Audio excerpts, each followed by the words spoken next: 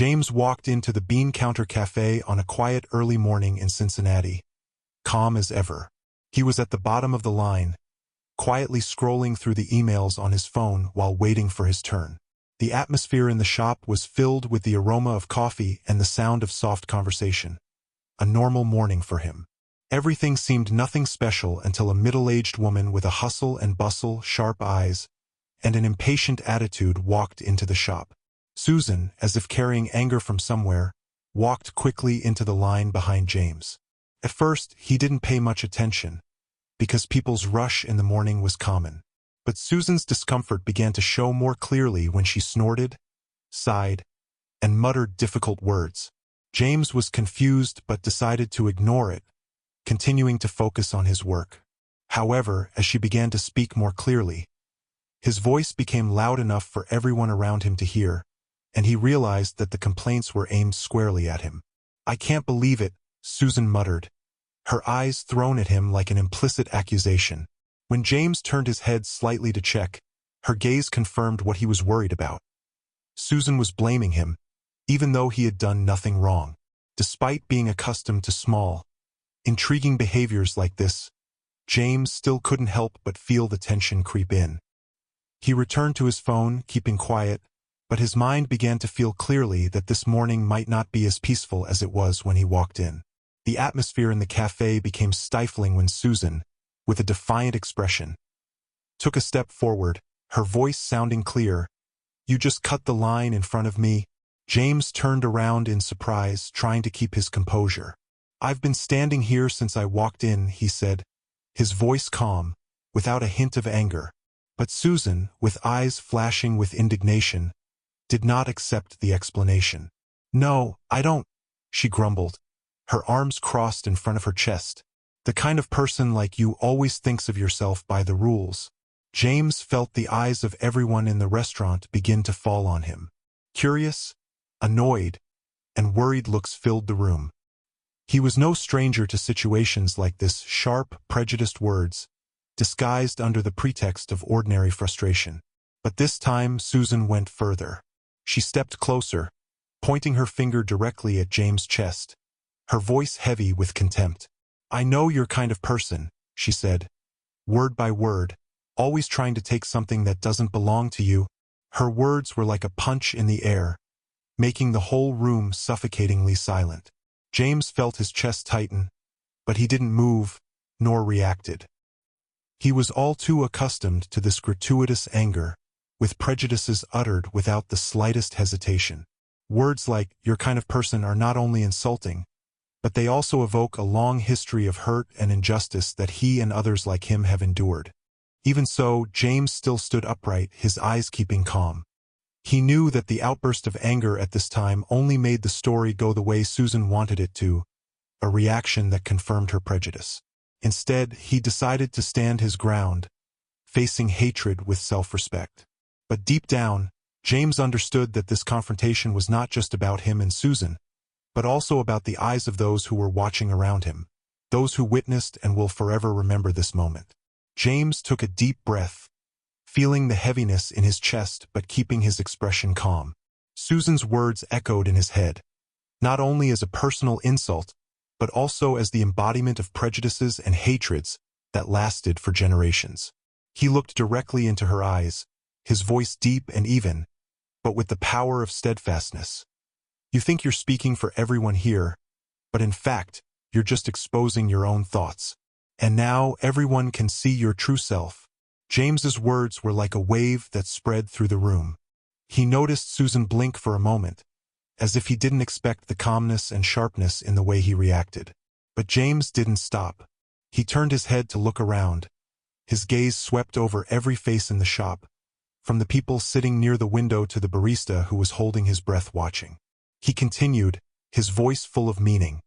"You think you can put me down with those words, but I'm not here to argue or hate. I stand here to remind you that your words do not diminish my worth, but only show which side you have chosen to be on, the opposite of kindness and humanity." Susan tried to keep a defiant look, but her eyes showed confusion, even wavering.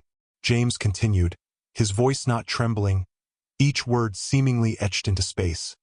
The words you just said were not just an insult, but a bitter reminder of the pain and history of people like me.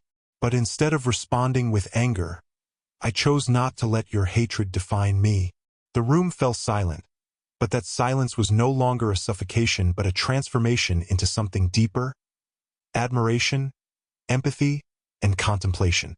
A few nodded in agreement, and James sensed that the moment was far beyond the confrontation between him and Susan. This is about affirming human worth, about facing hatred without losing self-esteem. He knew that his words, though unlikely to change Susan, had made an unforgettable mark in the hearts of those who witnessed. The atmosphere in the cafe became heavy after James's last words, but then, like a smoldering fire, the first voice broke the silence. "Hey, what's wrong with you?" said a young man sitting nearby, his voice mixed with dissatisfaction and astonishment. "You've crossed the line," added a woman standing near the counter, her eyes filled with indignation. Whispers of approval began to spread throughout the room, as if the anger of the crowd had found common ground to express. Susan, who had been defiant just now flinched from the critical gaze that was falling on her. She tried to hold her ground, but her voice had lost its sharpness. "I'm just telling the truth," she replied, but it wasn't as effective as it used to be. The shaking of her head, the judgmental gaze from all corners of the shop made her seem to be smaller. Meanwhile, James remained standing, his eyes calmly observing the reactions of those around him. He was not gloating at Susan's helplessness, but felt a change in the air, a shift from helplessness to solidarity. "Everyone here is watching," he said, his voice deep but echoing. "We don't need many words to recognize what's right and what's wrong." His words were like a catalyst, causing a customer near the counter to laugh lightly and start clapping. That single applause was quickly followed by a second, then a third, until the whole cafe was filled with applause. This is not a congratulation for a dispute to be resolved, but rather a recognition of James' courage and calmness in the face of hate. Susan, with a flushed face, looked around the room one last time before stepping back, confusion gradually replacing arrogance. James, though he had won everyone's respect, did not appear to be victorious. He just nodded slightly to a few people, took the coffee from the barista, and before walking out the door he turned around. "Thank you," he said, his voice warm. "Not just because you support me, but because you've been on the right side." That sentence is like a perfect ending, leaving in the hearts of those who witness a deep sense of the meaning of solidarity and compassion. And when James walked outside, leaving behind the warm sunlight shining through the glass door, everyone quietly wondered in their hearts, was he brave enough to do the same? When the applause subsided, the space in the cafe still had a meaningful, quiet atmosphere. James rolled his eyes around the room, his gaze meeting each person, as if to connect, to make sure that everyone felt the deep meaning of the moment. "I'm not here to create a spectacle," he began, his voice deep but steadfast, loud enough to reach every little corner of the shop. "But I think we all need to reflect on this." His words rang like a bell, awakening the pent-up thoughts in everyone's minds. "Hatred doesn't exist naturally," he continued, his eyes shining with seriousness. "It multiplies in silence, in indifference." Moments like these are not just an opportunity for me to stand up for myself, but also a chance for us all to decide what we're going to endure in our space. The silence in the cafe is no longer an insecurity, but a weighty silence where each person begins to face himself. The eyes of a young girl near the window sparkled with emotion as she hesitated to raise her hand. I just want to say thank you," she stammered, her voice low but sincere, "because I handled this in such a way. I don't think I will be able to be as calm or brave as you are." James smiled, his eyes tender. "Courage is not about not feeling angry or hurt," he replied, his voice slow, as if he wanted people to really hear and understand. "Courage is what you choose to do with those feelings. Any of us can do this." A man who had spoken up earlier also nodded, his voice full of admiration. "You did it right. Takes a lot of strength, friend." The atmosphere in the cafe has changed completely. Small conversations begin, but they take on a different dimension, full of connection and contemplation. James felt that his message was not just words, but had really penetrated people's hearts. Before leaving, he bowed his head and took the second cup of coffee from the barista, who smiled lightly and said, "This is for you. Someone the world needs more of." James smiled softly, his eyes full of gratitude. "Thank you, but remember, it doesn't have to be perfect. Just show up when you need to." He walked out of the shop, the morning light hugging him as a word of encouragement, but he knew that what he had left behind would echo forever. Not just a lesson, but a reminder about the power of compassion and courage in the face of hatred. As he walked out of the cafe, James felt the morning breeze on his face, bringing with him a sense of relief and a clear sense of purpose. The gentle sunlight shone through the buildings, seemingly brighter after the last moment. There was no pride, no anger, just a sense of serenity, as if he had done what he had to do. James stopped by the glass door of the restaurant, looking back at the scenery inside. The remaining guests continued to talk, but the atmosphere had changed. There is no more tension or insecurity, but instead empathy and contemplation. He saw a couple near the window whispering to each other, their faces clearly showing reflection. A young man sitting near the counter bowed his head, as if pondering what had just happened. James sighed, not out of fatigue but because he realized the weight of every action and word. What had just happened was not just a story about him and the other woman. It was a lesson for the whole room, for him too. Kindness isn't weakness, it's power, he remembered his grandmother once saying, and now he was even more aware of the truth in that statement. He looked down at the coffee in his hand, felt the warmth creep through the wrapping, and thought about the woman who had offended him. Her anger, the hatred that came out, was just an expression of some kind of pain and fear that she couldn't face. James knew that his words might not be enough to change her right away, but he hoped they would plant a small seed in her soul, something that could grow into understanding, if she let it get a chance. The cafe behind him is now a symbol. He didn't have to stay to see the impact of his actions. He felt it in the eyes of those who stayed, in the applause, in the transition from apathy to a sense of responsibility. James knew that this story would be told, that it would rise beyond those four walls, inspiring others to stand up in moments of injustice. He walked, relieved, but his mind was still thinking about what had just happened. His actions are not the end, but only the beginning of small but meaningful changes.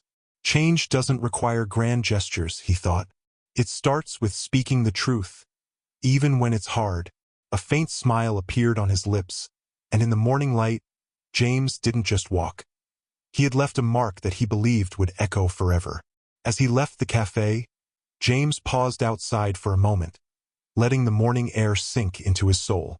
The breeze blows softly, bringing with it the light aroma of coffee and the murmuring sound of the streets to start a new day. He looked at the coffee cup in his hand, feeling the warmth creep through the wrapper, as a symbol of the power of kindness and steadfastness. James didn't feel victorious, nor did he feel angry. What he felt most deeply was a clear sense of the value of standing up for his self-esteem and dignity. Kindness isn't weakness, it's power, he whispered, echoing what his grandmother had said. Those words echoed in his mind, like a beacon illuminating the way in challenging moments. Looking through the glass door of the restaurant, James saw that the customers were still talking. The atmosphere in the bar is no longer heavy, but instead contemplative and cohesive. He realized that his actions were not only protecting himself, but also a reminder to everyone of the meaning of justice, compassion, and the power of solidarity. He thought about the woman who had confronted him, the anger, the pain, and the misunderstanding she carried. James didn't expect his words to change her right away, but he hoped they would leave an impression, an opportunity for her to reflect and be able to change. Before leaving, James turned his head to look one last time. In the morning sun, the cafe seemed brighter, as if it was itself being liberated from the darkness of the past hatred. He smiled, not out of pride, but because he knew that, in these moments, small actions could make big waves. James walked on, leaving behind a story he knew would continue to spread. With each step, he told himself that the power lies not in making others quiet, but in making them think. And today he did it. As he walked on the sidewalk, the morning sun shining through each building, James allowed his mind to calm down, but did not stop reflecting on the meaning of what had just happened. He did not feel easily satisfied or complacent for defending himself. Instead, he is well aware that this is not just his own story. It's a story about facing hatred with calmness, about using words to build rather than destroy. He thinks about the power of patience and kindness in the most challenging moments.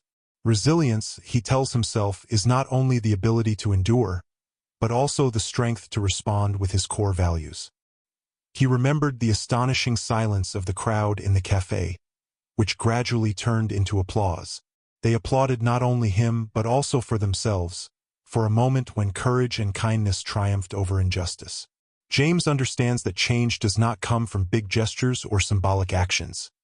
It starts from simple moments, when someone decides to stand up and tell the truth. He not only stood up to protect himself, but also to arouse a sense of responsibility in those who witnessed. In his heart, James knew that this story would continue to spread beyond the four walls of the cafe. His words will continue to resonate, becoming a reminder that each of us has the power to confront injustice and make the world around us a better place. James walked away, his heart full of hope. Not only did he hope that the other woman would change, but he also hoped that others would remember this moment every time they faced hatred. Kindness isn't weakness, it's power, he said to himself again, letting those words become more deeply etched in his heart. And with each step, he left a message about the power of perseverance and belief in compassion.